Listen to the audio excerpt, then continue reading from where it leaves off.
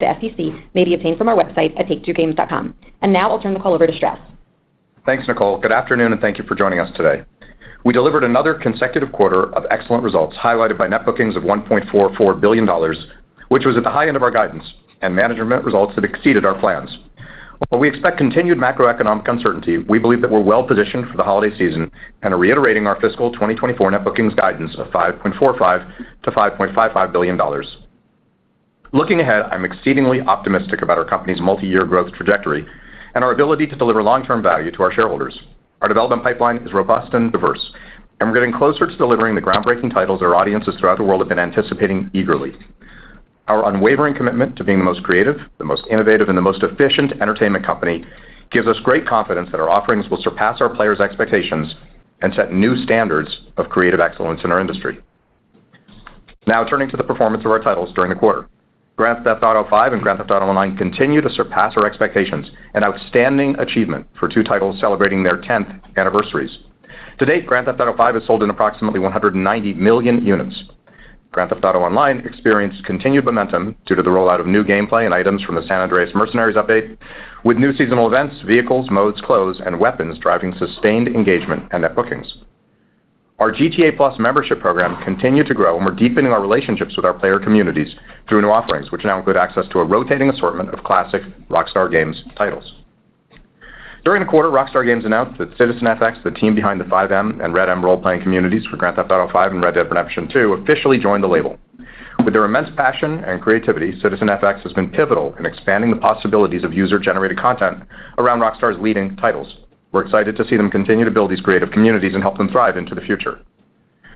We're also thrilled by today's announcement from Rockstar Games founder Sam Houser that the eagerly anticipated first trailer for the next Grand Theft Auto will be revealed this coming December.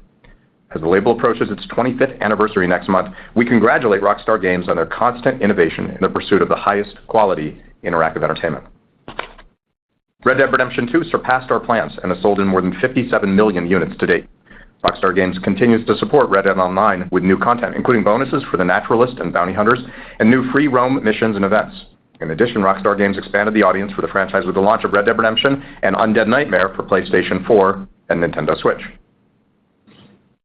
On September 8th, 2K and Visual Concepts once again redefined the #1 NBA simulation experience in our industry with the successful worldwide launch of NBA 2K24.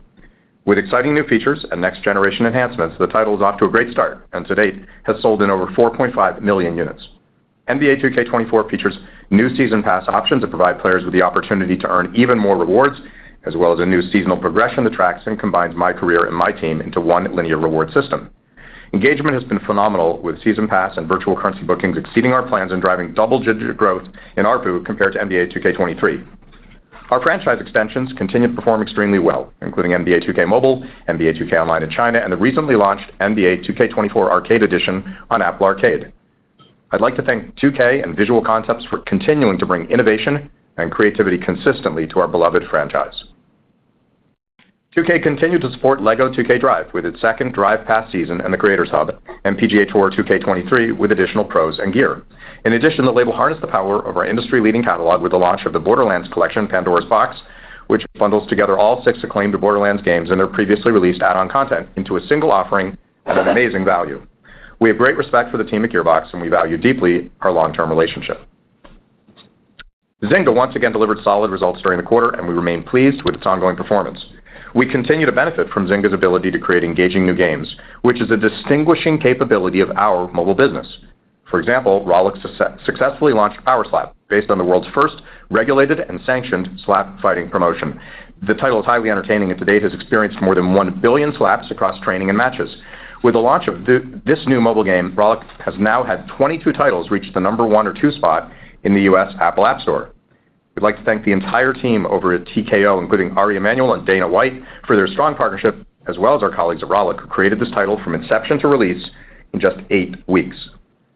Zynga also recently launched Top Troops and Match Factory, both of which delivered excellent KPIs in soft launch and appear to have strong long-term potential for our portfolio. And Star Wars Hunters continues to hit important milestones as we approach its planned release date in calendar 2024. Carl will discuss these titles in greater detail. Other highlights from our mobile business this quarter include our advertising bookings grew year over year, driven by the addition of Popcore, contributions from strategic partnerships, and our efforts to increase ad inventory in many live games. We continue to make excellent progress in our profitability initiatives, including expanding the number of mobile games that leverage our direct-to-consumer platform. As we convert additional players, we're gaining new insights that we believe will better serve our players' preferences. We remain optimistic that over the next few years, most of our mobile games will leverage this highly accretive owned distribution channel. In addition, we continue to enhance the profitability and performance of our hyper-casual business, with multiple new games scaling rapidly and several games generating revenue from in-app purchases in addition to ads. Our live games portfolio also continued to deliver. Social Casino maintained steady performance coming off a great first quarter, driven by new bold beat features, which drove strong results, particularly in Zynga Poker. Additionally, we implemented new updates and events across many games, including Top 11 and Dragon City, which drove audience growth as well as increased engagement in core systems, leading to better retention and monetization. We stand at an exciting time in our company's history, with numerous growth opportunities ahead of us. As we deliver on our strategic priorities, we have the potential to create unparalleled entertainment experiences, engage broader audiences throughout the world, and ultimately enhance our scale and margin profile. I'd like to thank all of you for your continued support, and we look forward to delivering our next phase of growth. I'll now turn the call over to Karl. Thanks, Strauss. I'd like to thank our teams for delivering another strong quarter and adding to the ongoing positive momentum of our business. I'll now turn to our recent and upcoming launches for fiscal 2024 and beyond. On October 3rd, Zynga's Social Point Studio successfully launched Top Troops, a new mobile game that blends strategy, RPG, and merge mechanics to create a thrilling medieval fantasy adventure of combat and conquest. This marked the studio's first worldwide launch under Zynga following our combination last year. The game has seen positive player reception with an average rating of 4.38 on Google Play and 4.5 on the Apple App Store. Engagement has also been fantastic, with over 2 million hours played and over 70 million battles fought since its worldwide launch date. 2K and Gearbox Software expanded the audience of our beloved Borderlands franchise with the October 6th release of Borderlands 3 Ultimate Edition for Nintendo Switch. The game now allows players to make some mayhem at home or on the go in a thrilling high-stakes adventure filled with genre-defining shooter-looter action. On October 20th, 2K and Visual Concepts launched the WWE 2K23 Bad Bunny Edition across all platforms. Global phenomenon Bad Bunny is featured on the cover of the edition, which also includes a new playable version of his in-game character wearing the apparel that he wore at WWE's Backlash 2023 live event. Zynga's Peak Game Studio, the makers of Toon Blast and Toy Blast, released Match Factory, a new puzzle game for mobile where players connect identical items, sort tiles, and clear the board in a mesmerizing 3D environment. In soft launch, we observed strong engagement and monetization metrics, as well as very positive player response as indicated by App Store review scores, which gives us optimism about the long-term potential for this new mobile title. Private Division has several exciting releases planned for this fiscal year. On November 28th, Roll7 will release their critically acclaimed and wildly imaginative third-person shooter skater, Rollerdrome, for Xbox Series X and S and PC, as well as Xbox Game Pass for both platforms. Also during the fourth quarter, Evening Star, founded by the industry veterans behind Sonic Mania, will launch Penny's Big Breakaway, a kinetic yo-yo 3D platformer for PlayStation 5, Xbox Series X and S, Nintendo Switch, and PC. 2K and Visual Concepts are hard at work on WWE 2K24, the next installment of our popular wrestling series, which will launch during the fourth quarter. Looking ahead, we continue to see great engagement and feedback from audiences enjoying Star Wars Hunters in soft launch across multiple territories. There are several exciting new elements that we are working hard to get into the game, causing us to move the title's worldwide launch window to calendar 2024. Private Division is working with Weta Workshop on Tales of the Shire, a game set in the Middle-earth universe and inspired by the books of J.R.R. Tolkien. The team recently released a teaser trailer showing fans a glimpse of the project, which is planned for release in calendar 2024 during our fiscal year 2025. Also, Zynga plans to globally launch Game of Thrones Legends, an all-new RPG puzzle-oriented mobile title. In addition to our full game releases, our labels will continue to provide new content and experiences that drive engagement and recurrent consumer spending across many of our key offerings. Our hyper-casual studios plan to release a steady cadence of mobile titles for games that have the potential for enhanced retention rates and a mix of in-app purchases and advertising to drive higher monetization and profitability. Looking at the balance of this fiscal year and beyond, we are highly optimistic about what we believe to be the strongest and most exciting development pipeline in our company's history. Now I'll turn the call over to Lainie. Thanks, Carl, and good afternoon, everyone. Today I'll discuss the key highlights from our second quarter before reviewing our financial outlook for the full year and third quarter of fiscal 2024. Additional details regarding our actual results and outlook are contained in our press release. We delivered another great quarter, which demonstrates the enduring strength of our catalog, our ability to deliver deeply engaging post-launch content, and our commitment to disciplined execution. At the same time, our teams continue to make excellent progress advancing our development pipeline, which gives us confidence in our multi-year growth trajectory. I'd like to thank our incredible teams worldwide for their hard work and passion for our business. Now moving on to our results. We achieved net bookings of $1.44 billion, which was at the high end of our guidance range. Our performance reflects better than expected results from Grand Theft Auto V and Grand Theft Auto Online and Red Dead Redemption 2. During the quarter, we released NBA 2K24, Red Dead Redemption and Undead Nightmare for Switch and PlayStation 4, Borderlands Collection, Pandora's Box, and Power Slap. Recurrent consumer spending declined 7% for the period, which was in line with our outlook and accounted for 78% of net bookings. GAAP net revenue decreased 7% to $1.3 billion, while cost of revenue increased 24% to $884 million, driven by an impairment charge of $220 million and $190 million of amortization of acquired intangibles. Operating expenses increased by 3% to $959 million and included $165 million of goodwill impairment, representing a partial impairment of one of our reporting units. On a management basis, operating expenses were flat year over year, which is favorable to our guidance. This was driven by lower marketing expenditures, some of which shifted to later this year. Turning to our guidance, I'll begin with our full fiscal year expectations. As Strauss mentioned, we are reiterating our net bookings outlook range of $5.45 to $5.55 billion. The largest contributors to net bookings are planned to be NBA 2K, Grand Theft Auto Online, and Grand Theft Auto V, our hyper-casual mobile portfolio, Empires & Puzzles, Toon Blast, Red Dead Redemption 2 and Red Dead Online, Words with Friends, Merged Dragons, and Zynga Poker. We expect the net bookings breakdown from our labels to be roughly 49% Zynga, 31% 2K, 18% Rockstar Games, and 2% Other.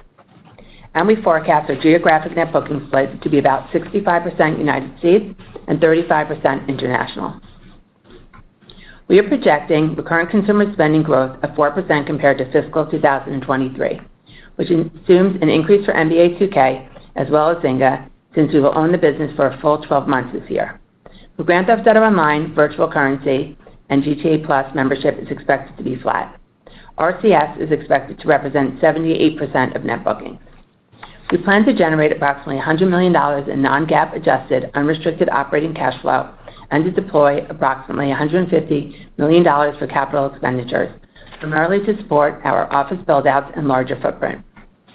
We continue to forecast GAAP net revenue to range from $5.37 to $5.47 billion. Our total operating expenses are now planned to range from $3.53 to $3.55 billion as compared to $3.45 billion last year. On a management basis, we continue to expect operating expense growth of approximately 14% year over year due to a full year of Zynga, an increase in personnel and marketing expenses, and higher depreciation of office build-outs and capitalized IT expenses, which are being partially offset by the realization of synergies from our combination with Zynga and savings from our cost reduction program. We remain vigilant in our efforts to optimize our cost structure and reduce discretionary costs where possible, while still investing for growth. Now moving on to our guidance for the fiscal third quarter. We project net bookings to range from $1.3 to $1.35 billion compared to $1.4 billion in the third quarter last year. Our release slate for the quarter includes two mobile titles, Top Troops and Match Factory, as well as Borderlands 3 Ultimate Edition, all of which have been released. The largest contributors to net bookings are expected to be NBA 2K, Grand Theft Auto Online, and Grand Theft Auto V, our hyper-casual mobile portfolio, Empires & Puzzles, Toon Blast, Red Dead Redemption 2 and Red Dead Online, Words with Friends, Merge Dragons, and Zynga Poker. We project recurrent consumer spending to decrease by approximately 5%, which assumes a modest decline in our mobile business, which is being partially offset by expected growth in NBA 2K. For Grand Theft Auto Online, virtual currency and GTA Plus membership is expected to be up. We project GAAP net revenue to range from $1.29 to $1.34 billion. Operating expenses are planned to range from $826 to $836 million. On a management basis, operating expenses are expected to grow by approximately 7% year over year, driven by higher personnel and depreciation expenses, which are being partially offset by the Zynga synergies and our cost savings initiatives. In closing, there are many exciting upcoming catalysts that we believe will enable our company to achieve new record levels of financial performance. Powered by our incredible talent, we believe that our projects in development will set new standards for creativity and engagement in our industry, while also significantly enhancing our financial profile. We'd like to thank all our stakeholders for being on this journey with us, and we can't wait to share more details with you. Thank you. I'll now turn the call back to Strauss. Thanks, Lainie and Carl. On behalf of our entire management team, I'd like to thank our colleagues for enabling us to achieve our goals and to deliver another strong quarter. And to our shareholders, I want to express our appreciation for your continued support. We'll now take your questions. Operator? Thank you. Ladies and gentlemen, if you would like to ask a question, please press star 1 on your telephone keypad, and a confirmation tone will indicate your line is in the question queue. You may press star 2 if you would like to remove your question from the queue. For participants using speaker equipment, it may be necessary to pick up your handset before pressing the star keys. And our first question comes from the line of Andrew Uerkwitz with Jefferies. Please proceed.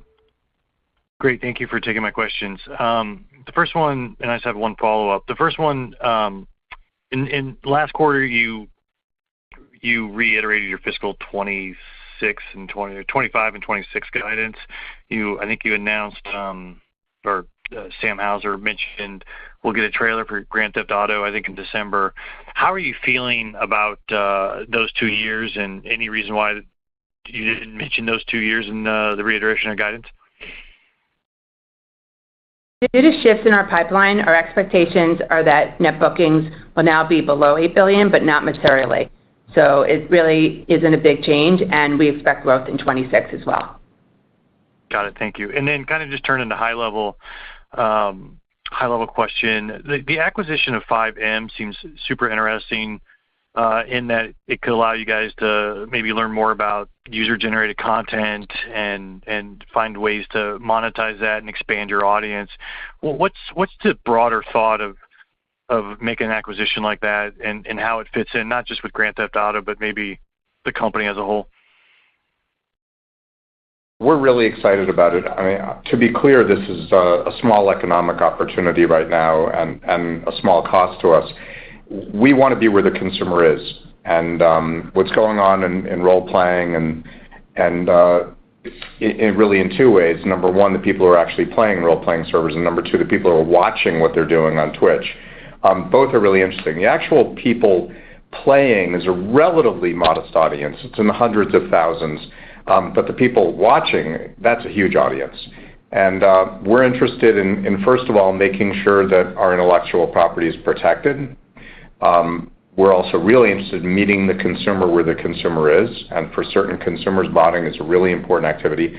And finally, people are consuming our intellectual property. We would like to monetize it if we can. We think this gives us an opportunity to do all of the above. Got it. Thank you. Our next question comes from the line of Eric Handler with Roth MKM. Please proceed. Good afternoon. Thanks for the question. Wonder if you could talk a little bit about what you're seeing with players who are engaged with GTA Plus. Are they, are there different, how they interact with the game versus someone who's not a subscriber?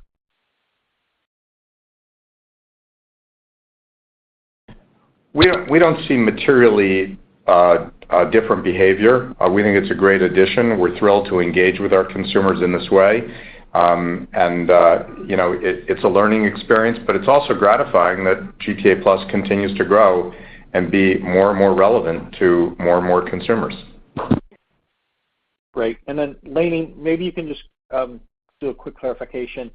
At least on a GAAP basis, advertising was down. Is there a difference between GAAP revenue for advertising and advertising bookings?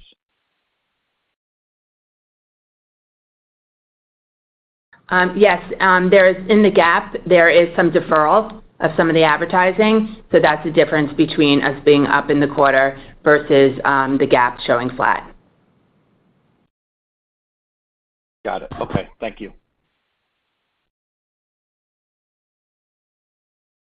Our next question comes from the line of Doug Creutz with TD Cowen. Please proceed.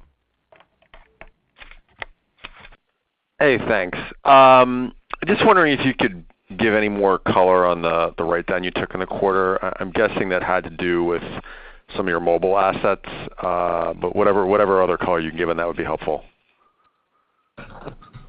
Sure. We recorded an impairment charge of $220 million related to intangible assets and $165 million of goodwill, representing a partial impairment of one of our reporting units. And this is as a result of an updated long-term projections for that reporting unit, but we're not giving any more details other than that. Okay, thank you. Our next question comes from the line of Andrew Marok with Raymond James. Please proceed. Hi, thanks for taking my questions.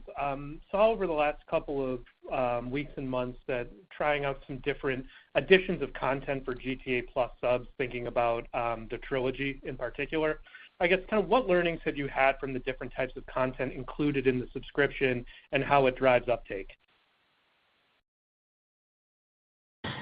You know, that's the kind of detail that we typically leave to our labels, so we probably don't have much more to add today except what I said earlier, which is we're thrilled that Rockstar is offering a subscription to avid consumers, and we think it bodes really well for the future. All right, appreciate that. And then one more, if I could. Heard a lot about some of the coming titles in mobile, kind of a greater prominence of licensed IP with things like Star Wars, Game of Thrones, Lord of the Rings. Just any difference in thinking as to the value of licensed IP on mobile versus console and PC? Thank you. So this is Carl. The fact is we do value both. Both can be very, very valuable. Obviously, owning the IP in any context and also in mobile, the margin potential is much higher because you own it full and outright. Obviously, with licensed IP, you have to pay royalties. But the mobile market is tough to break new IP. It's tough to get attention. And it's undoubted. You can't argue with the fact that having a known brand out there is a way for you to get attention. So it's a give and take. I would say our perspective hasn't changed. In a perfect world, we would focus exclusively on owned IP. But the truth is when we see a good license that we think we have a great idea for a game for, and the Zynga folks want to take it to market, then that's something that we're going to continue to pursue. All right, much appreciated. Thank you. Our next question comes from the line of Eric Sheridan with Goldman Sachs. Please proceed. Thank you so much for taking the questions. Maybe one bigger picture one first for Strauss. You've seen a lot of media inflation and increases in subscription prices broadly in the media landscape. How do you think about striking the balance between pricing and attracting a wider array of audience when you think about the content pipeline you're going to bring to market over the next couple of years to capture the right mix between those two dynamics? And then second question would be, are there any guardrails we should be keeping in mind in terms of the evolution of the DTC platform and what pace or cadence that might continue to evolve as a percentage of the mix? Thank you. Yeah, I mean, you don't want to generalize to our business too much from what's gone on in linear entertainment, because the increase in subscription pricing in linear entertainment is really a reflection of the fact that too many streaming services were underpricing to acquire customers, and then they realized those customers were not durable and the LTVs were upside down. So they were basically adjusting their pricing to make sure that the LTVs are potentially positive, and I think there's still more pain to come for some of those services, and I can wax eloquent if you want, although it has nothing to do with our business. In terms of pricing for any entertainment property, basically the algorithm is the value of the expected entertainment usage, which is to say that the per hour value times the number of expected hours plus the terminal value that's perceived by the customer in ownership if the title is actually owned, not, say, rented or subscribed to. And you'll see that bears out in every kind of entertainment vehicle. By that standard, our frontline prices are still very, very low because we offer many hours of engagement. The value of the engagement is very high. So, I think the industry as a whole offers a terrific price to value opportunity for consumers. That doesn't necessarily mean that the industry has pricing power or wants to have pricing power. However, there is a great deal of value offered. And look, it's our strategy here to deliver much more value than what we charge consumers. It's always been our strategy here. We want to make sure the experience is first class, and the nature of the experience is not just the quality of what we offer, it's also what you pay for it. Everyone knows that anecdotally.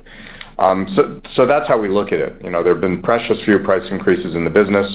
The price increase, for example, to $70 for certain frontline products was the first price increase in many years after many generations. So again, I think we offer terrific value to consumers.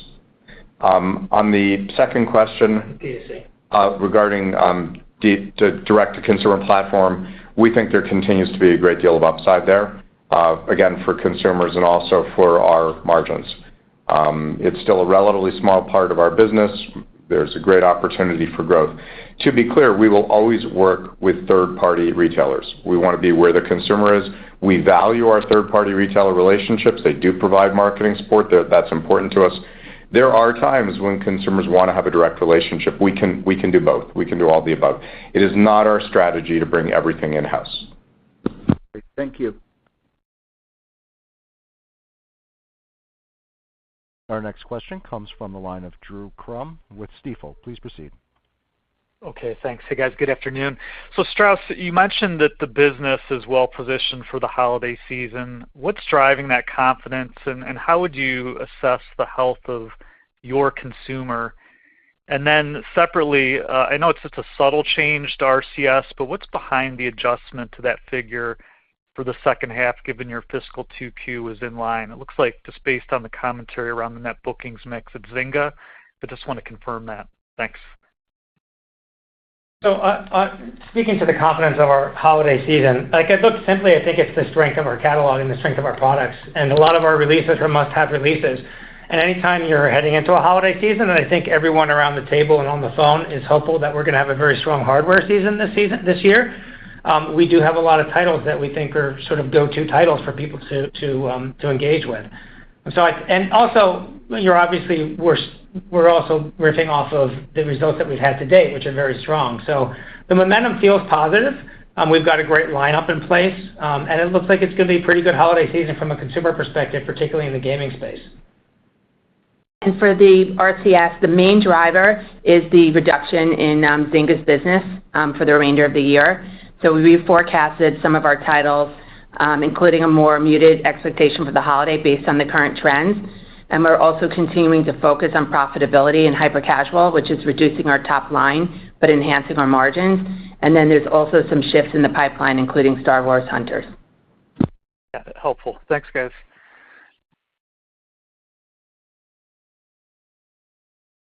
Our next question comes from the line of Omar Dessouky with Bank of America. Please proceed.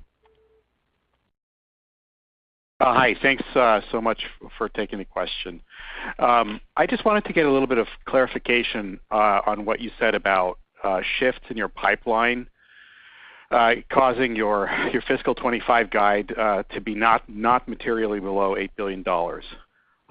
Is that because of shifts in your very largest AAA games in the pipeline, your smaller AAA games in the pipeline, or your mobile games?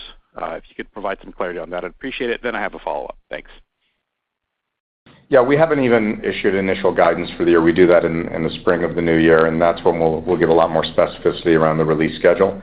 However, I want to reiterate, we are going to be shy of $8 billion in fiscal 25, but not materially so.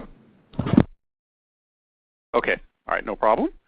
The other question is, obviously super happy to see Sam Houser's message about the Grand Theft Auto 6, next Grand Theft Auto trailer coming soon.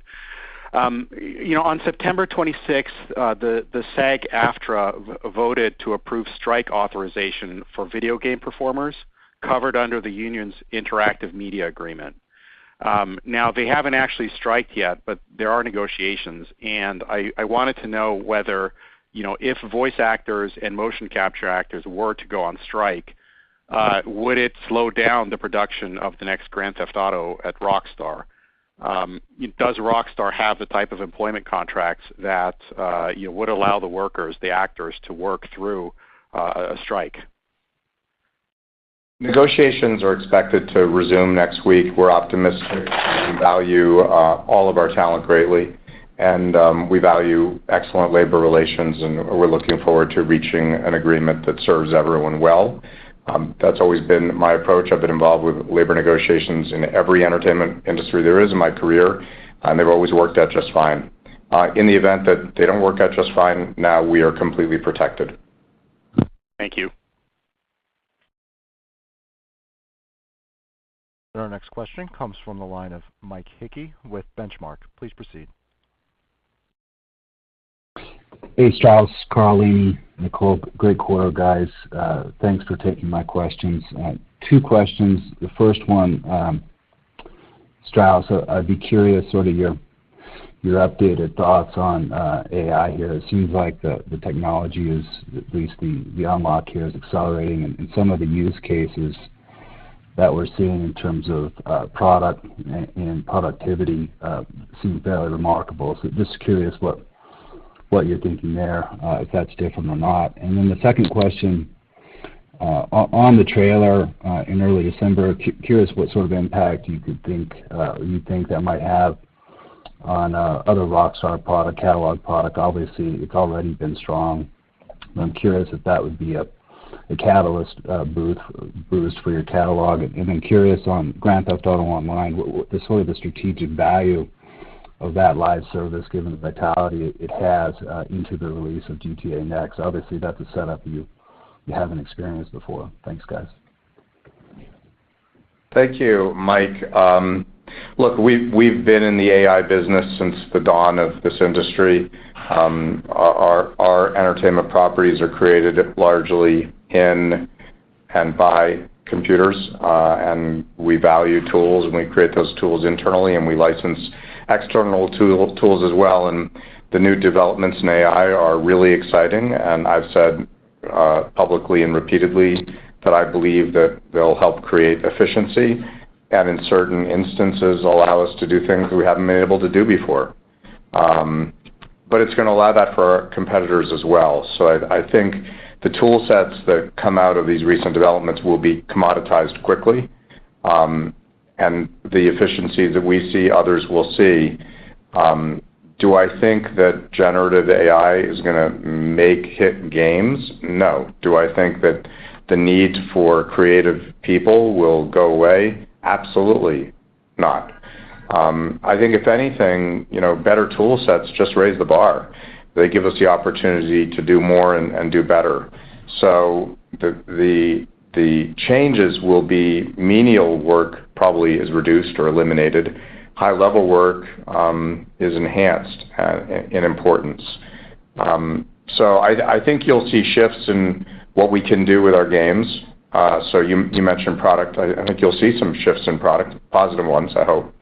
And you mentioned productivity, and I think you will for sure see some shifts in productivity, but I'm not sure those shifts will drop to the bottom line, because typically when we've generated productivity with tool sets, we've just set our sights higher. And that's our story. Our strategy is to be the most creative, the most innovative, and the most efficient company in the business. And AI, I think, probably ticks all three boxes. But don't expect the price tags to go down. Just expect everything to get better, and competition probably to become more intense for people who are not able to avail themselves of the resources that we can afford. With regard to the expected trailer that Sam Houser posted about today, we're as excited as anyone else. And Do I think there'll be an impact on our catalog revenue? Potentially. Things are already going really well in that space. And with regards to GTA Online, I mean, it's what an amazing story that here we are 10 years later after the initial release, and GTA Online is going strong. Why is it going strong? Because it's phenomenal and because Rockstar continues to supply content and updates and engage consumers and entertain them more effectively than, frankly, anyone else in the business. As long as we keep doing that, we'll be very well positioned indeed.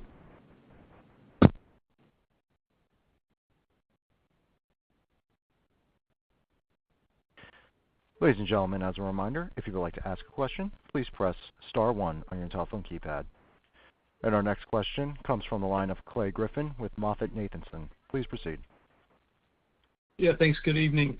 I couldn't help but notice that Nintendo announced a live-action film, Zelda film. I know Strauss, I know this question comes up all the time, but I guess maybe we'll pose it this way.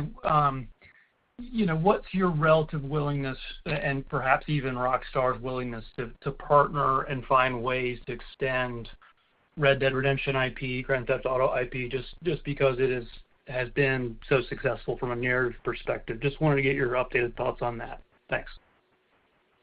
We've spoken about this many times. If we were willing to use the company. If we were willing to use the company's balance sheet to make, a movie or a television show, then in the event of great success, we would benefit from it. But we're not prepared to use the company's balance sheet that way because the risk-reward profile is unappealing to us. Those are very difficult businesses. I've been in them successfully. They're super challenging. They're not what we do. We much prefer the risk-reward profile of the business we're in. So that means that the only way we can be in that business is through a licensed arrangement with a third party. And, let's put it in context. Mattel announced, they said, that their expected profits from licensing the Barbie IP for a movie would be about $125 million. Now, Barbie is a massive, massive hit. It's an extraordinary hit. So you don't want to posit a massive hit and look at the numbers that way. Even in a really good news scenario, the license fees would be a fraction thereof for many of our properties. Not really enough to be meaningful here. And, we have to weigh that, too, against the risk of failure. And the hit ratios in the motion picture business are vastly lower than they are in the interactive entertainment business. Our hit ratios for console properties here in the 80s are 90%. The hit ratio for a well-run movie studio is around 30%, which is to say there's a 70% chance that, the movie that we license could fail. And so in success, the number, in terms of the benefit to our bottom line it's not de minimis, it's not zero, but it's not really material to what we do around here. And in failure, we run the risk of compromising the underlying intellectual property. So it's a high bar. We have licensed 2 properties. We've licensed Borderlands to Lionsgate. There's a picture coming. We've licensed BioShock. We're looking forward to that as well. And we have other titles in discussions, and not anything ready to announce. But we're going to be very, very selective and very careful. Makes sense. Thanks. And our next question comes from the line of Brian Fitzgerald with Wells Fargo. Please proceed. Thanks. Strauss, we've been seeing more discussion of intrinsic in-game advertising, things like in-game billboards, and it seems like brand advertisers are getting more and more comfortable with in-game advertising. What are your thoughts on the broader opportunity there, beyond mobile, beyond games within games, and maybe as well as your outlook for Take-Two's own ad business and how that evolves? Thanks, and congrats on the quarter. Thanks. I mean, you understand what we're already doing in mobile, so I don't think you want me to cover that. You alluded to that. With regard to console titles, we have advertising when it makes sense creatively and feels organic to the title. So, for example, in NBA, if you go to a basketball game, you're going to see advertising in the arena. So it's perfectly reasonable to see the same kind of advertising in our game. But we're not going to do product placement where it's inappropriate so that we can, create a small amount of revenue. First of all, the numbers aren't huge. But secondly, anything that we do that takes a consumer out of, the experience is problematic. So years ago, and I don't mean to take a pot shot, but I'll do it anyhow. Years ago, there was a Bond movie, and James Bond, everyone knows he only drives an Aston Martin. He's only ever driven an Aston Martin. I don't know which iteration it was, but there was one iteration where they clearly made a deal with BMW, and all the cars in the movie were BMW. And look, it ruined the movie for me, because to me, every time I saw BMW, I was like, wow, look, a little bit of product placement right there, a little bit of an advertisement. That's a disaster. So it's perfectly fine in basketball. It's perfectly fine in WWE. It's not perfectly fine in a title where advertising doesn't fit. As a result, I don't think you should expect that the numbers will be really material, although, again, we do have an advertising business when it makes sense. That's completely separate, again, at the risk of being repetitive, from the mobile advertising business. That's a growth category for us. Our mobile advertising was up year over year. We feel really good about that. Thanks, Joe. I think those are all the questions we have. I just want to say thank you again for